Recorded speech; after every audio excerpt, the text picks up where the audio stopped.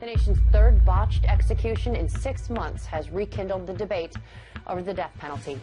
Arizona inmate Joseph Rudolph Wood was pronounced dead at 6:49 p.m. yesterday, 1 hour and 57 minutes after the execution began. Witnesses report him gasping for 90 minutes. The execution took so long that his lawyers had time to file an emergency appeal while it was happening. The Arizona Supreme Court also called an impromptu hearing on the matter and learned of his death during the discussions. It is the third execution gone awry this year in the U.S., including one in Ohio, in which an inmate gasped in similar fashion for nearly a half hour. Notice that the reporter places emphasis on the unusual spike in botched, or failed, execution attempts. Although this may be hard to believe, these execution attempts were purposely botched. Because of the inhumane and barbaric execution styles, the masses will be provoked to anger. This will motivate society to seek out a better and more effective alternative. It is then that someone will come up with the brilliant idea of decapitating, or beheading, criminals. Because the head will be severed from the body immediately, death will be instantaneous. This will cause decapitation to be heavily promoted by the mainstream media as the most humane, and cost-efficient, way of putting criminals to death. The masses will follow along blindly. This will set the stage for the end-time scenario that the Bible foretells in Revelation chapter 20, in which the saints of the Most High are beheaded for their faith in Christ, and for their refusal to worship the image of the beast, aka the New World Order. As of date, this execution style has been lobbied for and approved by the United States government. But it has not yet been revealed to the public, nor has it went into effect. The nation's third botched execution in 6 months has rekindled the debate over the death penalty. Arizona inmate Joseph Rudolph Wood was pronounced dead at 6:49 p.m. yesterday, 1 hour and 57 minutes after the execution began. Witnesses report him gasping for 90 minutes. The execution took so long that his lawyers had time to file an emergency appeal while it was happening. The Arizona Supreme Court also called an impromptu hearing on the matter and learned of his death during the discussions.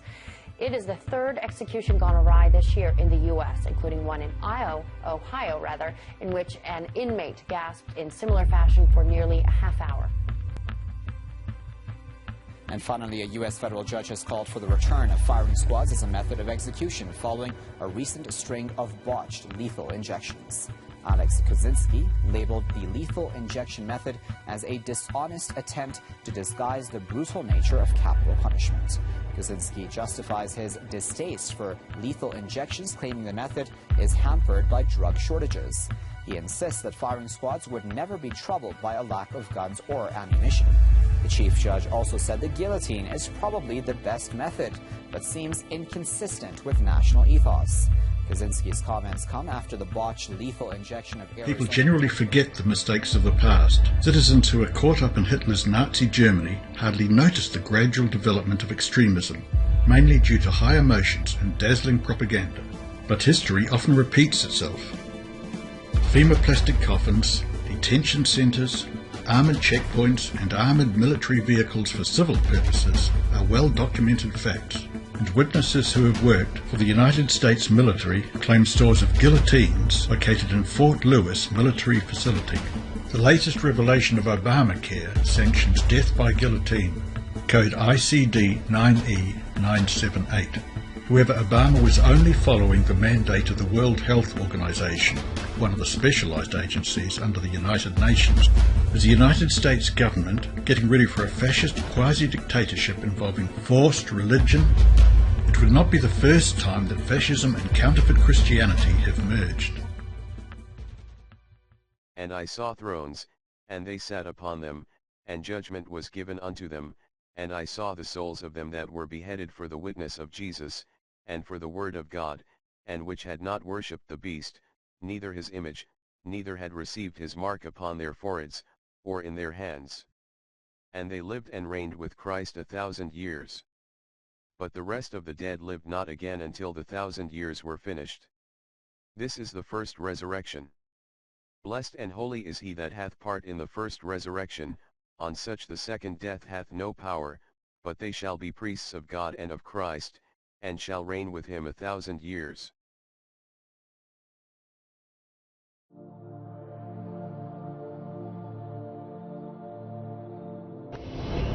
Okay guys, Stone Guy 223 here. I'm usually not a conspiracy theorist, but coming home from a match. I'm in South Georgia, coming out of Alabama. Check this shit out. UN. Coming out of Alabama. UN trucks. These look like brand new vehicles. Not sure what the hell is going on with this, or why we got UN trucks coming out of Alabama, or at least they're Alabama truckers. No identification on them, just UN trucks. Yeah, these are definitely brand new. All the furniture's brand new on them. I wonder what the hell's up with that. Now, there's a bill making its way through the House addressing a big controversy in Washington. On executive authority, it would require the president to enforce laws passed by Congress, signed into law, but the White House already saying President Obama, he'd veto this bill if it ever arrived on his desk. What does Republican Senator Rand Paul think about that? Fresh off a CPAC win, sir, good morning to you. Good morning, Bill. Thanks for having me. You back this bill on the Senate side. Congress has the legal authority to sue the president. Why is this even an issue? Well, you know, the number one question I get when I go home or when I'm out traveling around the country is, how can the president amend legislation? How can he do this without the permission of Congress? Because he seems to be writing his own laws whenever he feels like it. The problem is we can't sue him because we don't have standing in court. So the legislation that I've introduced in the Senate would actually give us standing so we could sue and say, hey, this is unconstitutional. Because right now, if we go to court against the president, they throw the case out. So we do need standing. He also does need to enforce the law. We write laws, and he's just deciding willy-nilly. If he likes it, he enforces it. If he doesn't, he won't enforce it. And we really think he needs to be chastened, rebuked, and told that he needs to obey the Constitution. What the White House would argue is that that's executive privilege. That you have to amend amend laws, you know, as they progress to make sure that the laws work. What do you think about that? I don't think that's a proper understanding of the Constitution. Really, Madison wrote that if we were to allow the president to write legislation or amend legislation, that would be a form of tyranny. So, no, that's not what our founding fathers intended by this. The executive is supposed to dutifully enforce the laws, and he's not supposed to cherry pick which laws he likes and which he doesn't. So I think if this can eventually make it into court, we'll win. But part of the question is, how do we get this into court? We know the president can refuse to defend the constitutionality of a statute, even one that he signs into law. Mr. Speaker, that is a lot of power. What are we to do when that amount of power is not enough? If a president can change some laws, can he change all laws? Are there any laws under your theory that he actually has to enforce? Wow, very volatile, heated on the Hill yesterday. Republicans getting tired of watching President Obama sidestep the laws that they have worked to pass and put into legislation. So now we're starting to see some serious pushback on this. Yesterday, the House voted to bring their grievances over this hot-button issue to the courts, making it possible for them to sue the president. The president says, surprise, surprise, that he would veto that bill. There is a new worry on our southern border tonight, with border agents overwhelmed by this huge recent surge in illegal immigrants. The cartels are now taking advantage. Megan, let me just say this. What I've watched over the last few days is so problematic that what I'm about to say on your show is the most important thing I've ever said on your show. We have so many problems facing this country. We know them all, especially the major ones: joblessness, welfare, national security, so on and so on. And as I stood on that border and I watched those cartels drag over all the things they did, I went over to the bus depots and watched thousands upon thousands of illegal aliens be bussed around almost as if they were at Disneyland, being sent off to somewhere USA. All I could think was that all those major problems just became a major epidemic. Our Border Patrol, I met with the Border Patrol today. I met with them secretly. They told me the morale is down. The criminals that are coming through this country is earth-shattering. And I can tell you this, I feel that our country and the future of our children have officially fallen off the cliff. Now a closer look at those militants tearing Iraq apart, boasting of their brutality with those images we showed you at the top. Tonight we're learning more about them and about the man who leads them. He spent years in U.S. custody. They have a strategy, and it's working. They use social media as a weapon. Many of the images in this story come from accounts associated with ISIS and can't be verified. Leader of ISIS, Abu Bakr al-Baghdadi, was in U.S. custody in Iraq for 4 years. When he was released in 2009, his parting words to U.S. troops, "I'll see you in New York."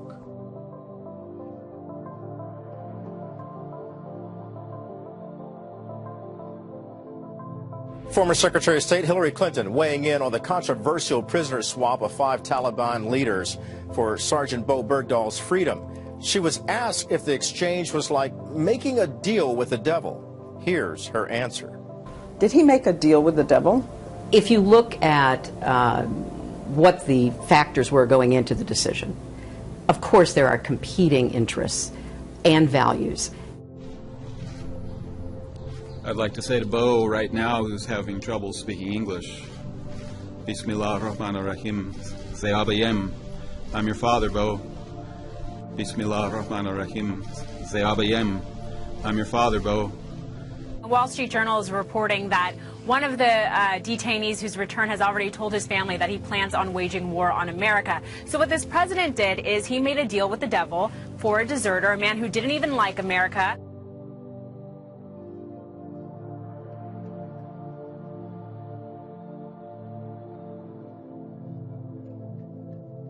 In the spotlight tonight, America's gun problem. Yesterday morning, a 15-year-old student opened fire at Reynolds High School in Troutdale, Oregon, injuring a teacher and killing a fellow student before turning the gun on himself. My biggest frustration so far is the fact that this society has not been willing to take some basic steps to keep guns out of the hands of people who can do just unbelievable damage. President Obama is rallying supporters of gay rights. He spoke at a fundraiser in New York City last night for political donors who are gay, lesbian, bisexual, or transgender. He believes more needs to be done overseas. There are still Americans out there who are vulnerable and alone and still need our support. So we can't stop. We've got to keep fighting. The president is promising to sign an executive order ending workplace discrimination by federal contractors based on sexual orientation. That would affect 14 million employees. I'm here to actually talk to you guys really quickly about this flag. This flag is not that old. This flag is the symbol of lesbian, gay, bisexual, transgender, and queer pride. So maybe all of you could help me read what it says out loud on the count of 3. 1, 2, 3. Who I am is what fulfills me, and what fulfills the vision I have of the world. One high school salutatorian banned from discussing his faith in a graduation speech. He fought back this week. Take a listen. In coming before you today, I presented 3 drafts of my speech. All of them denied on the account of my desire to share my personal thoughts and inspiration to you in my Christian faith. It wasn't one that your school wanted you to share. You had heard 3 times that you couldn't include faith. What did the school tell you? That's right. Now, the first and second times I submitted my speech last week, the school told me, as well as their attorneys, that any reference to God or Jesus or prayer of any kind was unconstitutional and they would pull the mic on me. Additionally, the third time I turned my speech in, they denied it and handed it back to me with God or any reference to my faith blacked out in black marker. I mean, but look, all of those, well, some would call them threats against your freedom of speech and religion. We're going to make sure we pay attention to this because this type of thing is happening more often than not these days, it seems. And it's a sad reality that this type of hostility has to go on. I go anywhere Greater Cleveland calls. 43-year-old Doug Odalecki admits that he's armed when he's on the streets, but it's with a video camera.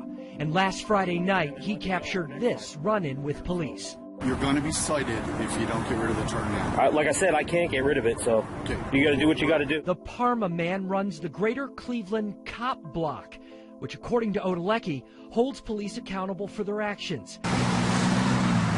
Last week, he took his camera to the corner of State and Brook Park Roads, where he held up a sign warning drivers that an OVI checkpoint was down the street. The sign said, "Checkpoint ahead, turn now." He said he's not for drunk driving. He's just against what he considers an abuse of power. It is a Nazi-esque style checkpoint.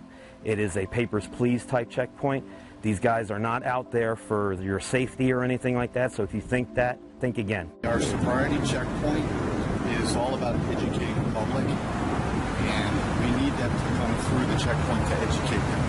The altercation was caught on camera as Odalecki insisted he had a right to warn drivers. According to state law, the police have to alert the public a few days before a checkpoint's set up. But in this case, they didn't like that he was telling drivers to, quote, turn now. So why is this thought to be a good idea to actually bring these high-caliber weapons into U.S. streets? I don't think it's a good idea. High-caliber weapons are extremely dangerous. This type of velocity is not necessary. I spent 24 years in the Philadelphia Police Department. I am fearful of this type of police chief getting this type of equipment. Welcome to the news at 9, and we start with breaking news. A scare for commuters in Weehawken after a threat near the Lincoln Tunnel. Transformed Weehawken into an armed camp. Authorities swarmed the streets with heavy weapons, rifles drawn, canine units making sweeps. Police shut down 19th Street, not far from the Lincoln Tunnel. Police even ordered some passengers off this Hudson Bergen light rail train. Many people seem stunned and visibly upset by the huge show of force. I did see an Army vehicle going by, and, there were a lot of helicopters. Police say the caller also said he had a gun and various chemicals. Authorities pinged or traced the call. Well, a man accused of setting off a manhunt on the seacoast following a violent confrontation with police. No one was hit by the gunfire. And backup arrived from across the region, including federal agents. Sections of routes 150 and 107 were shut down. A helicopter searched the wooded area overhead. An unsettling scene for people living here. It's scary because you don't know what's going to happen. You don't know who the person is.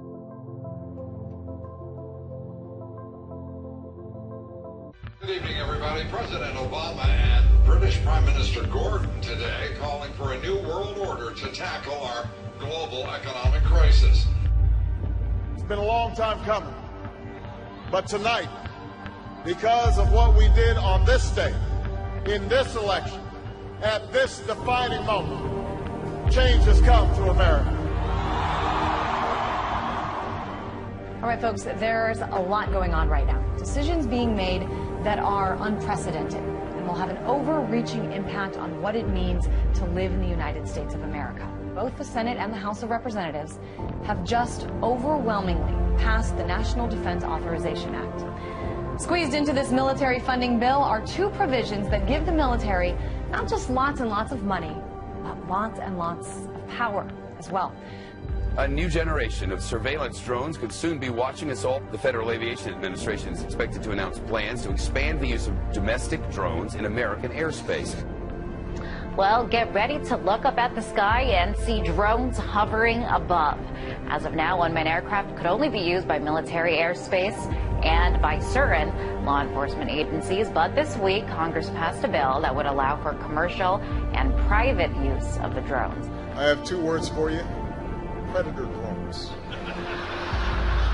You will never see it coming.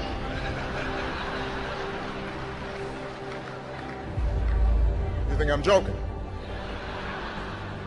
For shopping and dining over Thanksgiving and maybe watching some football games, big government Republicans and Democrats were busy shredding the last vestiges of the Constitution. Senators John McCain and Carl Levin want to enact a law that would declare the entire United States of America a battlefield for the military.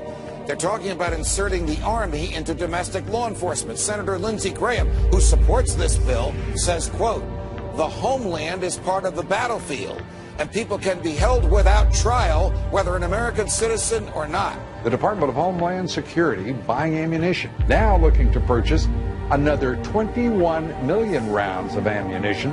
This in addition, of course, to the 1.6 billion rounds that Homeland Security has bought in just the past 10 months.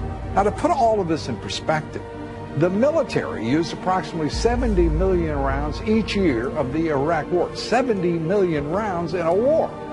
If you look at what the Department of Homeland Security has been purchasing over the last year, it comes out to like 1.6 billion rounds of ammunition, more than 7,000 fully automatic assault weapons, 2,700 MRAP type vehicles, and now drones. Those are instruments of war. Department of Homeland Security's, who are they going to fight a war against? Something happened.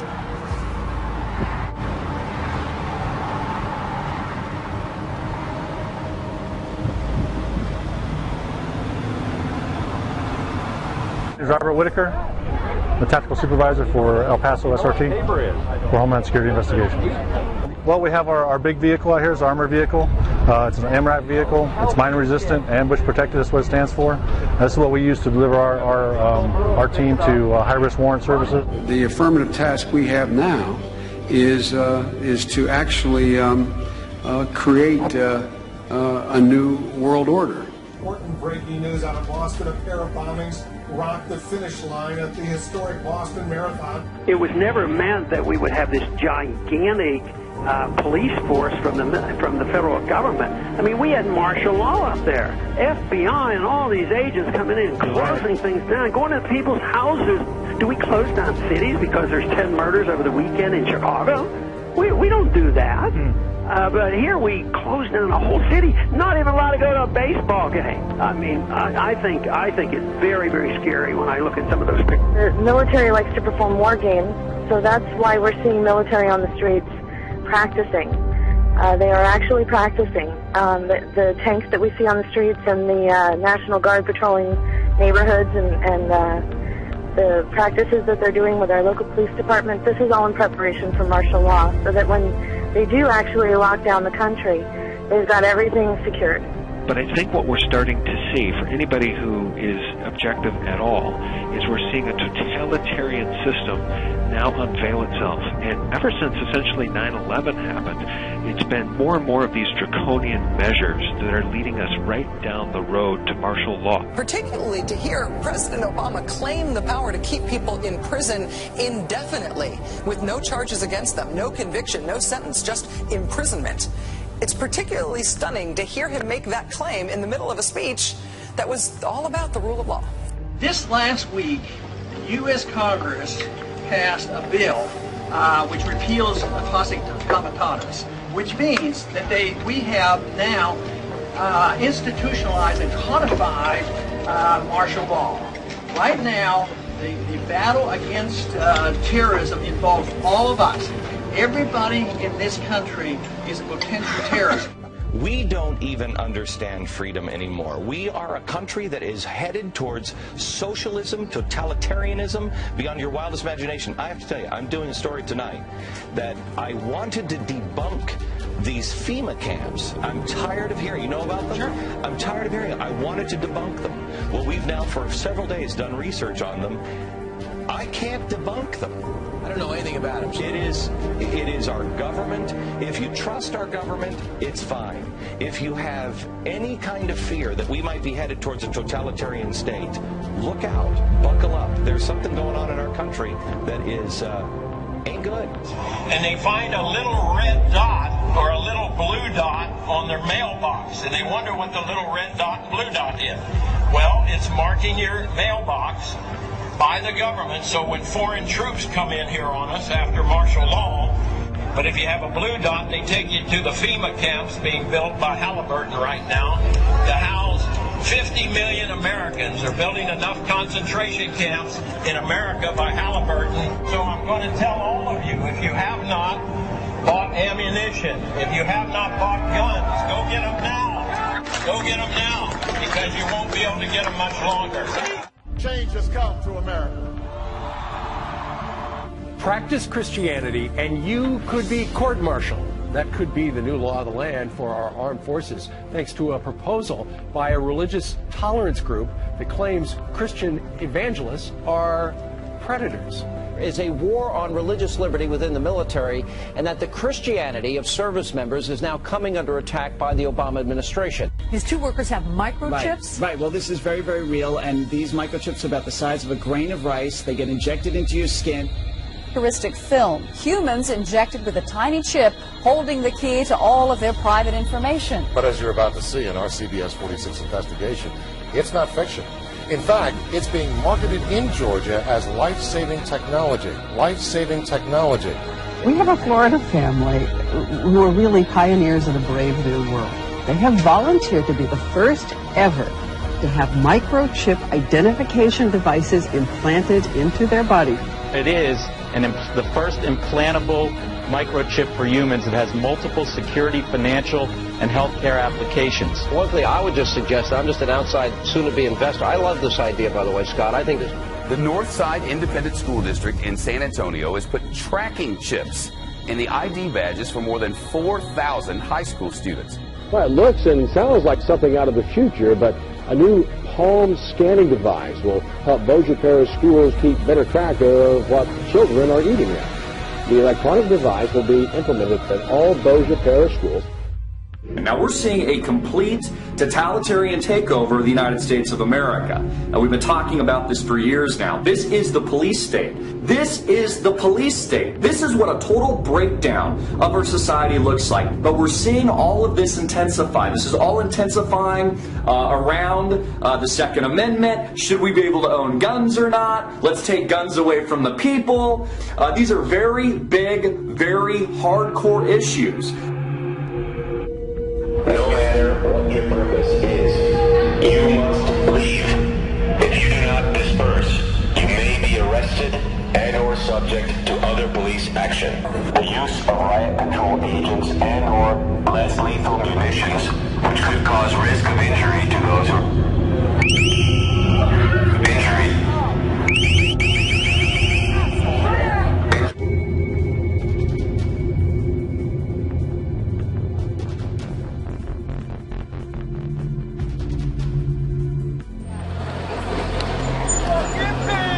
Wall of police now moving in.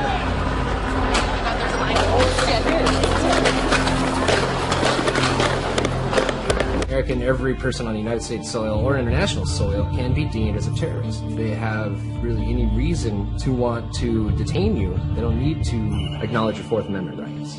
It's what supported things like the Patriot Act and now the NDAA and the ever-encroaching police state. By order of the City of Pittsburgh Chief Police, I hereby declare this to be an unlawful assembly. I order all those assembled to immediately disperse. You must leave the immediate vicinity. Urban military training exercises are becoming an increasingly common sight in many U.S. cities. The Department of Homeland Security has spent the past year acquiring more than 1 billion rounds of high-performance ammunition. Do these developments suggest concerns over a potential terrorist attack? Are they preparations for widespread social upheaval? Is there perhaps something even more sinister underway? As an insider at the Department of Homeland Security who described urban warfare training as, quote, desensitizing exercises all across the U.S., adding that, quote, we're being prepared for mass civil unrest in major U.S. cities. DOD will be expected to help.